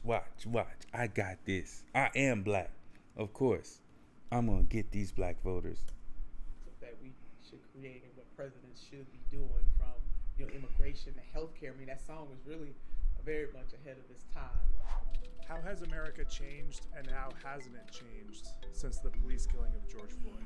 The movement for Black Lives certainly has forced some policy changes all over this country. Laws have been changed, and that's a beautiful thing. On the local level. They didn't just change them because people with power woke up and said, you know what, I need to fix that. It was changed because of the bubbling up of the grassroots, of the masses, of the activist class getting out there and making the demand. No, it was a whole bunch of white people out there using it as a recreational exercise to do violent protests. And if you were to tell those majority white crowds of protesters who were out there protesting George Floyd whether or not they would be supportive of reparations for slavery, they would tell you no.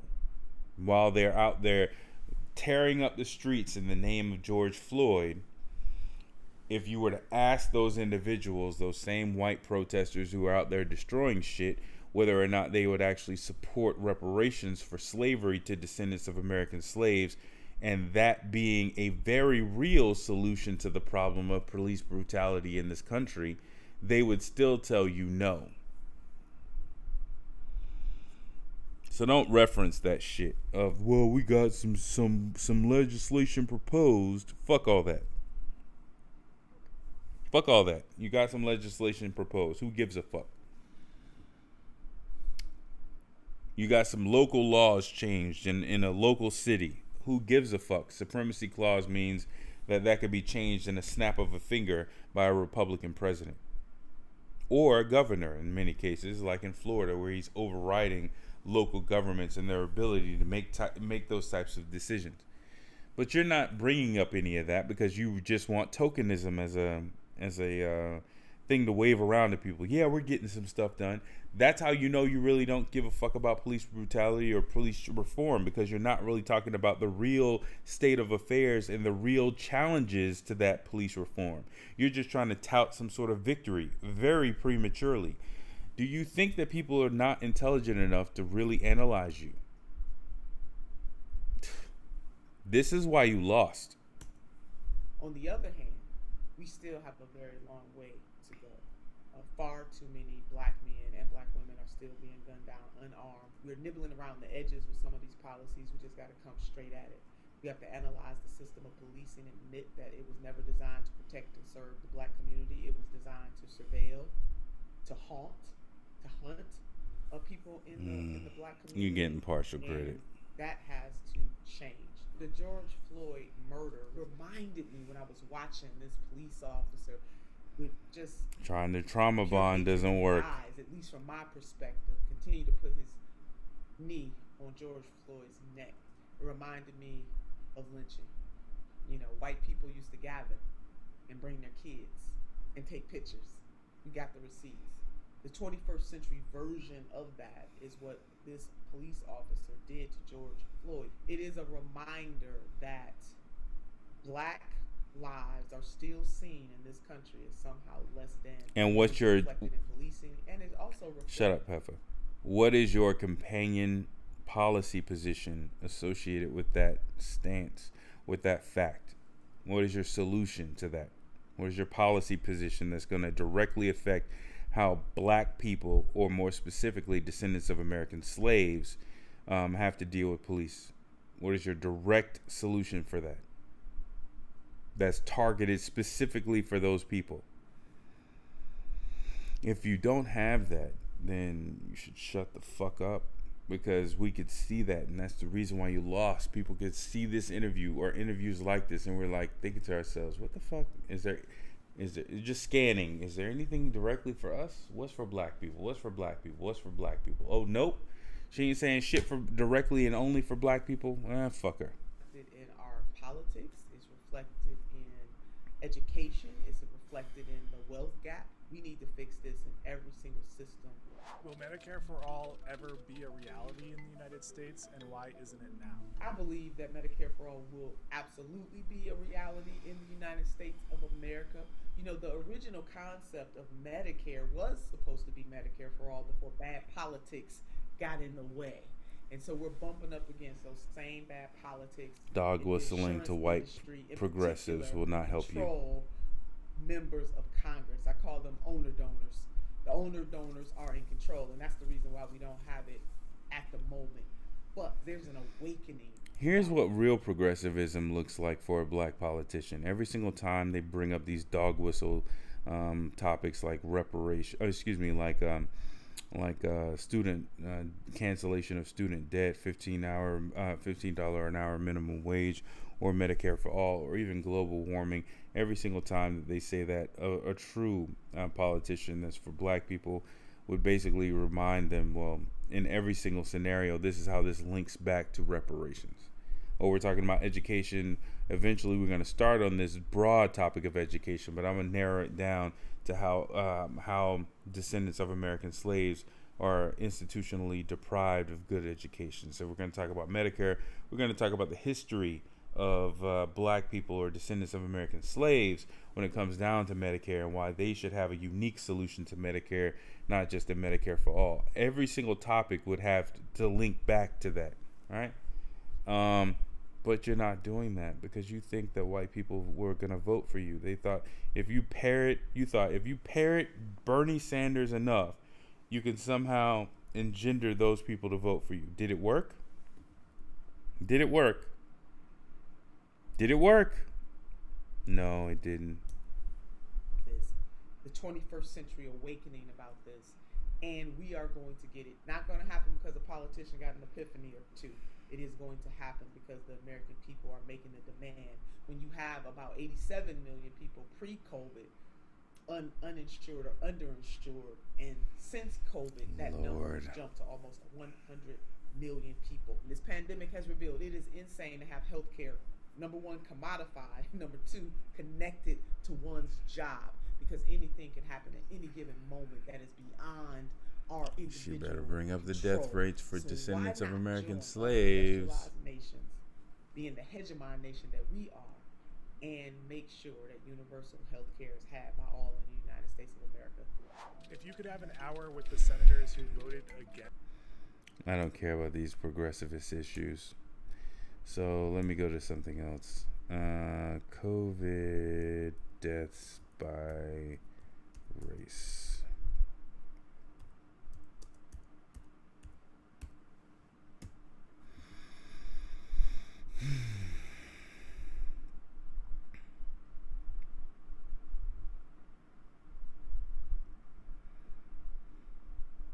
I'm going to make a shocking prediction that black people died more from this than anybody else. I'm going to make a shocking prediction.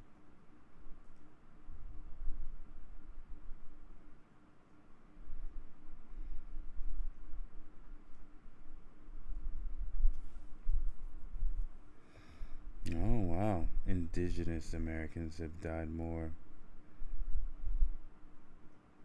We're finally second on the list.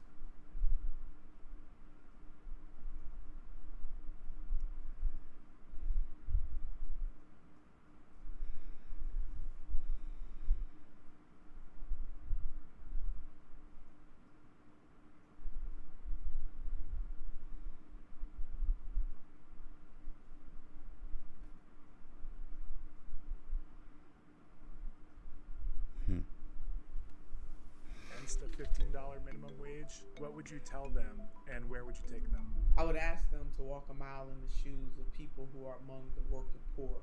The term working and poor should not go together, but it is a concept and it is real in the United States of America.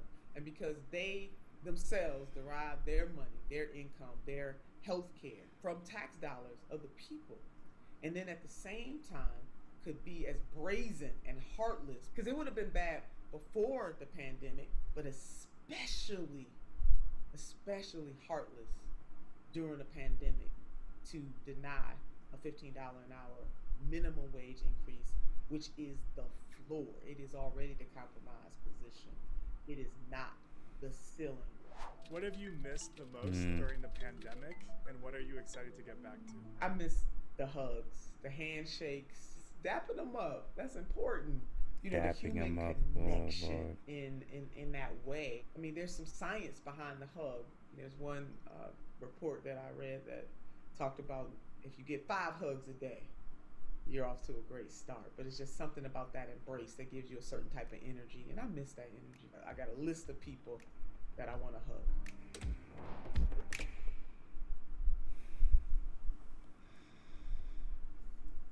That's why you lost. That's why you lost.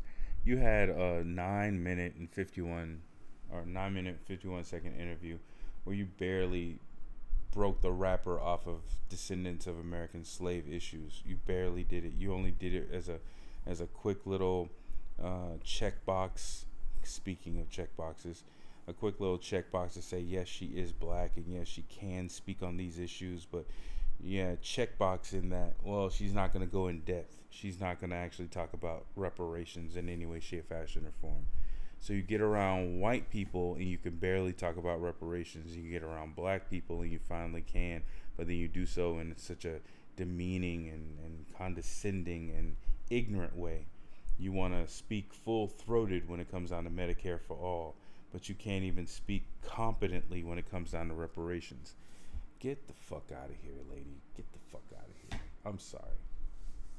Being Bernie Sanders Jr. got you a L. I'm glad. I'm tired. I'm signing off of this shit. I can't watch more than 2 videos because it's just so much stupidness.